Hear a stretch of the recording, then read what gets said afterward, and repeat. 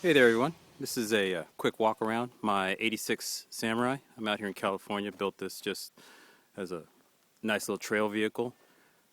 Had it for probably 7 or 8 years and just play around with it. She's been really a good little toy. Never had any problem with her. Goes anywhere, does anything I need it to do. Rocks, desert, doesn't matter, out in the sand dunes. Getting ready to get rid of it. Unfortunately, I'm going to miss her. I'm going to be sad to see her go. That's one of the reasons why I'm taking this video, so I have something to remember her by. But I'm hoping that she finds a nice home. So this video is also for anybody who may be looking for a Samurai that is already built. And tons of money I put into this thing, tons of time.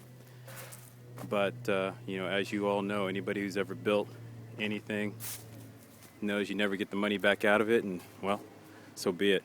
Quick look at the motor. Again, stock 1300, dual batteries. If the Weber looks new, it's because it is. I had let it sit for about a year or so, and the stock carburetor must have got gummed up, or electronics in it or something took a dump. So I just put this carburetor on it to make sure that the new owner has a nice vehicle. And I got to tell you, I wish I'd done it before. This carburetor really made a nice difference. It runs really good with this carb. Also, this video is maybe if anybody is building one of these and can use some tips that I did that I like. This is the factory idle up switch. So all I did was built this little aluminum bracket, and then I took this tab here off the factory carb, bent it to the proper angle, and ran a switch on the dash. So now whenever I am running the winch or the onboard air, actually whenever I flip on the onboard air, it kicks the vacuum up from the factory solenoid here, kicks that up, and it takes the idle up to about $2,000, which is nice. Speaking of onboard air, it's a compressor off of a air conditioning compressor off of a Sidekick. Can't really see it down in there, but it fits the factory location where an air conditioner would fit on the factory bracket. And then all I did was built a manifold for it, ran an oiler from just basically a regular air compressor, and that runs directly into the filter, so that way it oils it all the time.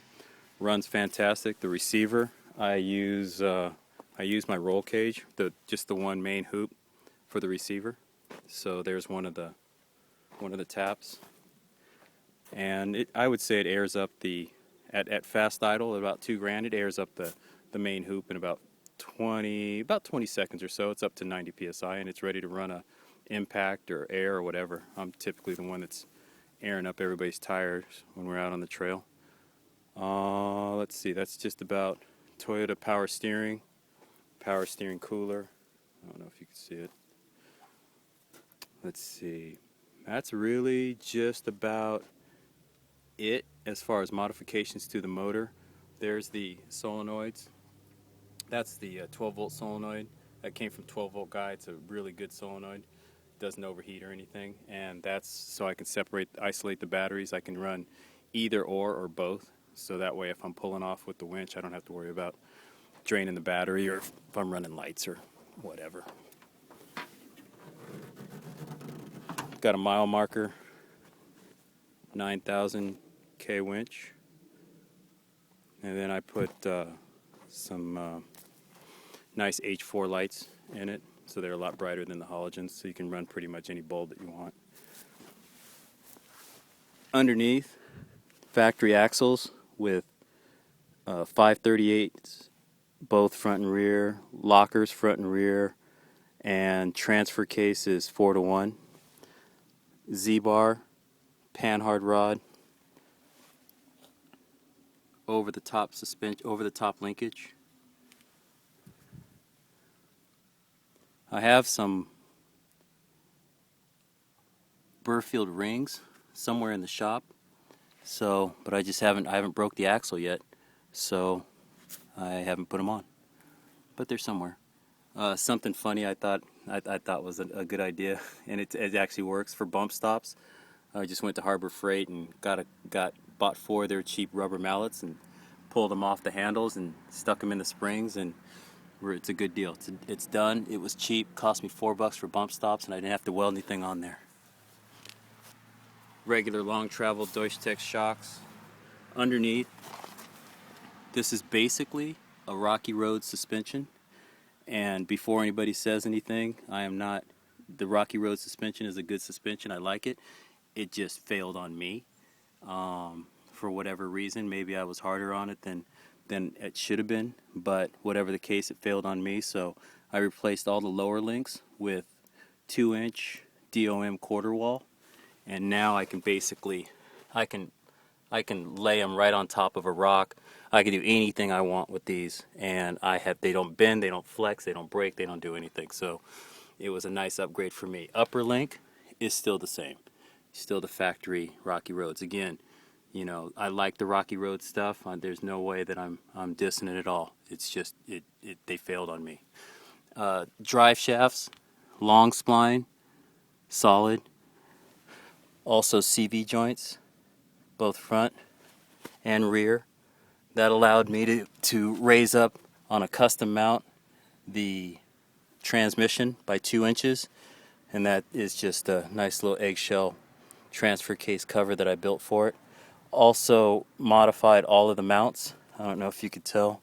Sorry about the spinning around. I hope it doesn't make people dizzy. But all polyurethane. When we get around the other side, you'll see I made another couple mounts with some Heim joints. Underneath, also have dual fuel pumps. Don't know if you could see them. There you go. Dual fuel pumps. You can just flip a switch. A couple of valves. So if a filter clogs up, or if you lose a pump, you don't have to worry about it. You just go in the underneath and turn the valves. Haven't had that actually happen, but I don't know, peace of mind. What else? Curry 19 millimeter sway bar. Ran that through actually it's right on top of the frame, and then did a modification here with some custom reinforcements for the weak link on the Samurai frames. Sway bar works great. Anything over 50 before was kind of a joyride, to say the least. It's really flexy. I can get each wheel off the ground by, I don't know, 3 feet easy, 36 inches, 37 inches easy. All the rest are still on the ground, so it's really flexy. Bilstein 5-something shocks. You can see how I mounted the lower link for the sway bar. It's another quarter wall pipe, and I welded all my stuff to that, and then welded that to the axle, so that way I didn't have to worry about punching through the axle. Modified the mounts themselves, or the arms themselves, so that way they sat away from the frame a little proud. That's the width of the sway bar that I could get, so this is what I had to do, but it worked out fine. That way the links are away from the body, and to be honest with you, it doesn't really seem to limit the amount of flex that it has. It just really controls the ride. The axle truss and skid plate is off of my old 78 Chevy 4x that I sold. Just shortened it up and modified it to fit this. Serves the purpose, does the job. Got an auxiliary fuel tank. This is just plumbed directly into the other tank. So that way if I get water in the other tank or whatever, I can isolate either or and basically have clean fuel. Also, it's just nice to have extra fuel. There's the jack. I just mounted that right here on the frame. It just sits here on a couple of bolts that I welded on the thing here, so it's easy to access, easy to get to. It's not even bolted in. It never flies out. Never does anything. So it's good. Full cage, reverse lights. Also good for lights for the when you're camping or whatever, because they draw a lot less than the headlights do. Interior wise, these doors are just some basic tube doors, which are nice because you can see the trail a lot better. Got the factory doors with it as well, but it's always warm here, so I almost never use them. Here's the switches for the basic stuff. Switch to isolate either battery, either pump, idle up switch, onboard air switch, gauge for the onboard air. Took out some of the vents. There's the voltage gauge. Got a Garmin GPS, off-road GPS. Find my way back when I get lost. Again, took out some of the vents, put the gauges in there. Radio, never use it. Seats are, they're not leather, they're just kind of some fake leather thing, but they hose off real well, and they've held up for a long time. They do come forward and everything. 5-point harnesses from RCI. They do good. Custom mounts on the seat and all that stuff. Let's see. Steel braided lines. Got some more axles for it. If I had the time or if I had the inclination, I could easily do a disc brake conversion for the back. I don't know. I suppose anybody that wants it, I'll just give them the axles and everything else. That way, if they want to do it, it only costs them about $100, and they can have rear disc brakes. So other than that, I don't think that I've forgotten anything. It's got about 77,000 miles on it.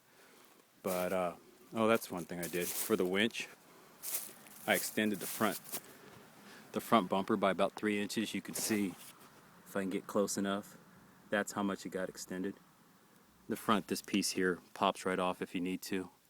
But I extended it out so that way I could tuck so the winch didn't have to stick way out and kind of look hokey. Other than that, that's her. She's a good girl. She loves to go, does anything, never gets stuck, and yeah, just a real nice thing. So anybody that gets her, I think is going to have a really good time. So I hope you guys enjoyed, and have a good day.